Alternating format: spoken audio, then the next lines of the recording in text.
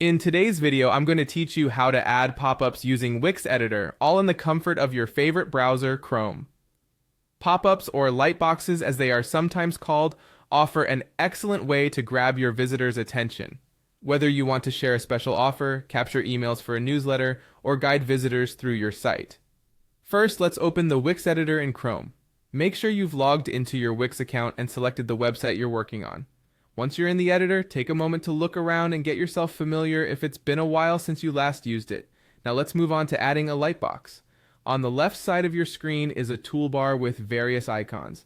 Click on the Add icon. This opens up a menu with different options. You'll see choices like text, image, and importantly for us, interactive. Go ahead and click on Interactive. A new submenu expands where you'll see the option for lightboxes. Select this option and watch as Wix provides you with a variety of templates to choose from.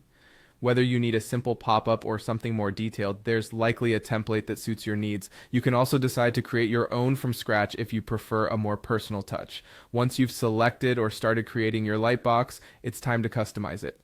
Click on the lightbox you chose to start editing. Here, you can adjust the text for your pop-up message. Make sure it's concise and speaks directly to your audience, whether that's a warm welcome or a call to action. You can also add or modify images to align with your brand or the message you're trying to convey. Lastly, consider adding buttons that guide your site visitors for further actions, such as Shop Now or Learn More.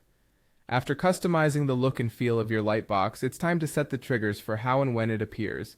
Triggers determine at what point the lightbox will be shown to visitors and can be very effective when done right.